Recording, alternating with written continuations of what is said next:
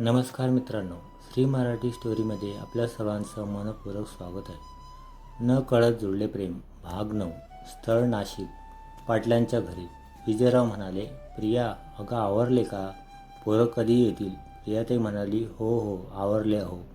विजयराव म्हणाले, अगं किती ती तयारी? स्वयंपाकघरातून बाहेर आलेल्या प्रियाताईंकडे बघून बोलतात.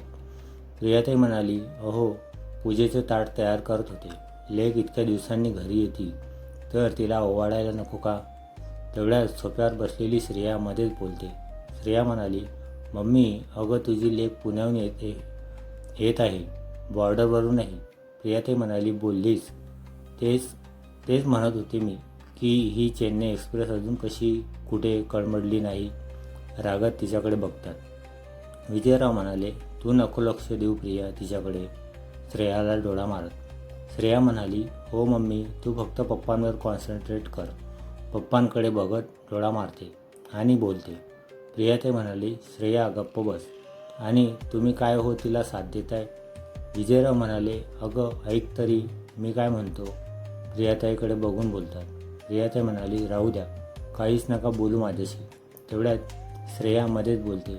श्रेया म्हणाली, मातोश्री, आपल्या लेकीचं आगमन झालं आहे. समोर बघा त्यांची गाडी. एवढे बोलून श्रेया पटकन गाडीतून उतरणाऱ्या आराध्याकडे धावत जाते आणि तिच्यासमोर उभी राहून तिला एक कडक सॅल्यूट ठोकते. तिच्या या कृतीवर प्रियाताई मात्र डोक्याला हात मारून घेतात आणि कारमधून उतरणारे आराध्या, अजित आणि आदित्य तर गोंधळून तिच्याकडे बघत असतात. आराध्या म्हणाली, हे काय होतं? श्रेया म्हणाली, काही नाही, तुझ्या मम्माला वाटतंय की तू बॉर्डरवरून युद्ध जिंकून आली आहेस, सो तुम्हा लोकांना बघून सॅल्यूट करायचा असतो ना, म्हणूनच हे माझ्याकडून तुम्हा तिघांसाठी. आदित्य म्हणाला, हे नौटंकी, गप्प ये आणि ये इथे सामान काढू लाग तुझ्या दिदीचा. तसे ते सर्व सामान काढून घरात जायला निघतात. तोच दारात प्रियाताई त्यांना ओवाळण्यासाठी पुढे येतात. प्रियाताई म्हणाली, थांबा इथेच. असं बोलून प्रियाताई त्या तिघांवरून भाकरीचा तुकडा ओवाळून टाकतात आणि पूजा करून त्यांना आत घेतात. इकडे श्रेया पप्पांच्या कानात बोलते. श्रेया म्हणाली, पप्पा, आपली निरुपार सुरू होईल बघा आता. कशी म्हणेल, आराध्या कशी आहेस बाळा? आणि हो, विथ टिअर्स हां. तेवढ्यात तिकडे प्रियाताईच्या डोळ्यात अश्रू आणून लेकीला विचारतात, आराध्या कशी आहेस बाळा? इकडे विजयराव गालातल्या गालात हसत असतात. श्रेया म्हणाली, आता नेक्स्ट बघा हं. गाड्यात पडून माझी आराध्या असं बोलेन आणि तिला फील करेन. परत प्रिया ताई सेम तसंच करतात आणि इकडे श्रेया आणि विजयराव गालातल्या गालात हसत असतात. श्रेया म्हणाली, आता लास्ट डायलॉग. अभ्यासाचा खूप लोड घेते ना, बघ तब्येत कशी झाली. ते काही नाही, आता 15 दिवस चांगली तुझ्या डाएट मागे लागते. नाही तुला जाडजूड करून पाठवली ना, बघ. प्रियाताईची ॲक्टिंग करत सेम अशीच्या अशी वाक्य प्रियाताई आराध्याला बोलतात आणि त्यानंतर विजयरावांचा स्वतःवरील कंट्रोल सुटून ते जोराजोरात हसायला लागतात. मग त्यात श्रेयाही त्यांना पुरेपूर साथ देते. प्रियाताई म्हणाली, काय झालं एवढं दात काढायला?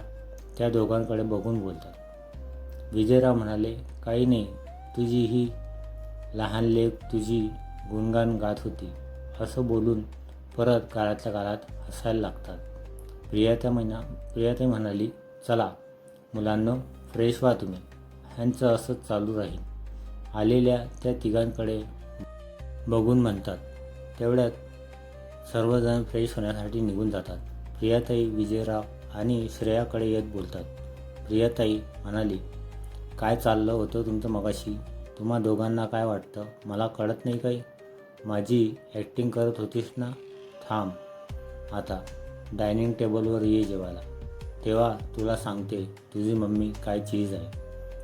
श्रेया म्हणाली, मम्मी तू चीज नाही, बटर आहेस, बटर.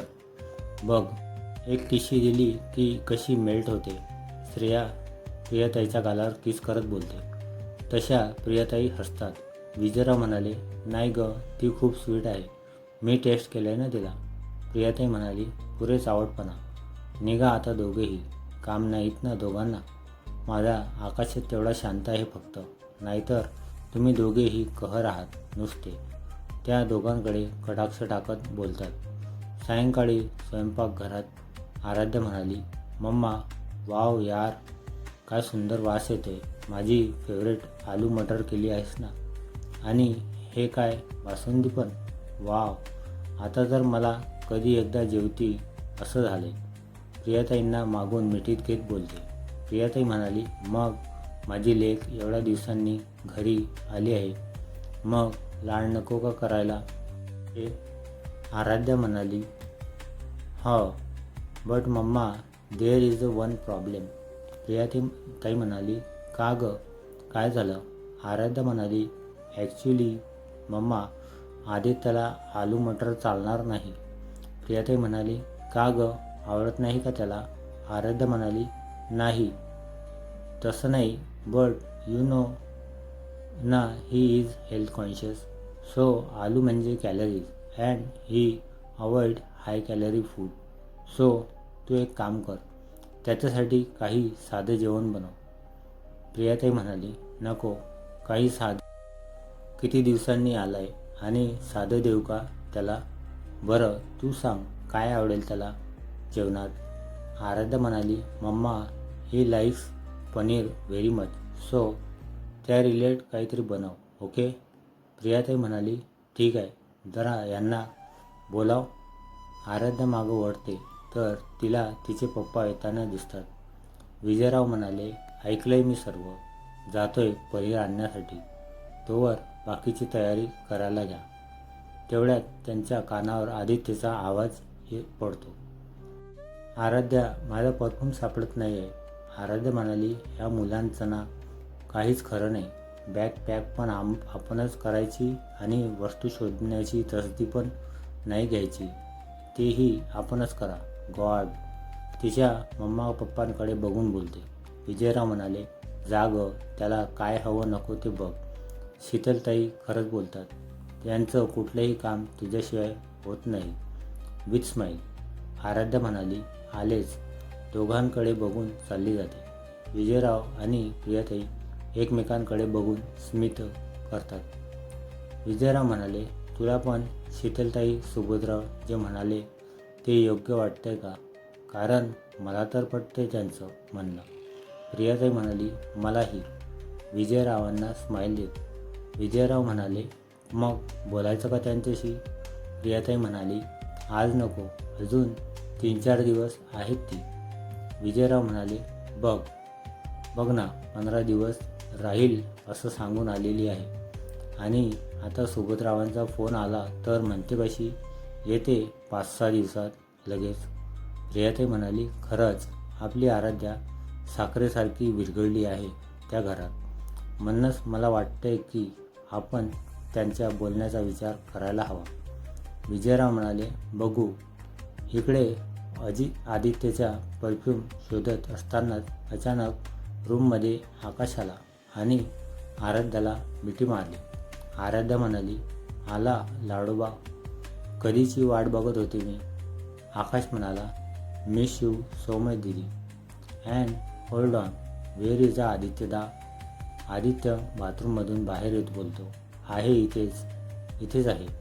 आकाश म्हणाला, दीदी, तू सोडून मला कोणाशी काहीच बोलायचं नाही. आदित्यकडे तिरपा कटाक्ष टाकत बोलतो. आदित्य म्हणाला, आकाश, सॉरी ना यार. अरे खरंच काम होतं मला त्या दिवशी आणि नेक्स्ट टाईमपासून तुझी एक पण टुर्नामेंट मिस करणार नाही. And it's a promise. Aakash म्हणाला, इट्स ओके, बट तुला आता ह्यासाठी पनिशमेंट मिळणार. आदित्य म्हणाला, व्हॉट? आकाश म्हणाला, पिझ्झा ट्रीट. आदित्य म्हणाला, डन. अजित आणि श्रेया एकसाथ, आम्हाला पण. आदित्य म्हणाला, okay, tomorrow we will go for the treat. थोड्या वेळाने आकाश आणि श्रेया जातात. तेवढ्यात आदित्यचा फोन वाजतो. स्क्रीनवरील नाव बघून तो एक आवंडच गिळतो. फोन रियाचा असतो ना. त्याचे एक्सप्रेशन बघून आराध्या बोलते. आराध्या म्हणाली, ड्रॅकुलाला कॉल केला का पोहोचल्याचा? आदित्य म्हणाला, नाही. अजित म्हणाला, भुगतो फिर. आदित्य म्हणाला, आजही सर्व रक्त पिणार बहुतेक माझं. तसे सर्व हसायला लागतात. रात्री सर्वजण हसत खेळत गप्पा गोष्टी करत जेवत असतात. प्रियाताई म्हणाली, आराध्या, उद्या आजी आजोबा मामा मामी येणार आहेत. पायल उद्या मुंबईहून येत आहे ना, सो तिला घ्यायला ते नाशिकला येत आहे. आराध्या म्हणाली, अरे वा, बरं आहे. त्या निमित्ताने का होईना सर्व भेटतील मला. नंतर सर्वजण जेवण आटपून थोडा वेळ गप्पा गोष्टी करून निद्रा देवीच्या स्वाधीन होतात.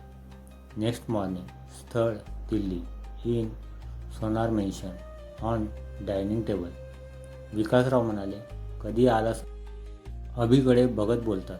अभि म्हणाला, बिफोर 1 hour. विकासराव म्हणाले, ऑफिसला यायची घाई करू नकोस. Take a rest. अभि म्हणाला, no, I have an important meeting today, so I have to go there. Vikasrao म्हणाले, पण अभि म्हणाला, आय एम ओके डॅड. आणि ब्रेकफास्ट संपवून निघणार तेवढ्यात विकासराव पुन्हा बोलतात. विकासराव म्हणाले, Abhi, I want to talk to you about. आणि तेवढ्यात अभिच पुढे बोलायला लागतो. अभि म्हणाला, about Pune branch, right? Vikasrao म्हणाले, हां अभि, सुबोधला आता गरज आहे तुझ्या एक्सपर्टीजची. यू नो व्हेरी वेल. भेटूया पुढील भागात. हा भाग तुम्हाला कसा वाटला कमेंट करून नक्की सांगा. व्हिडिओ आवडल्यास लाईक करा, शेअर करा. नवीन असाल तर चॅनलला सबस्क्राईब करा. धन्यवाद.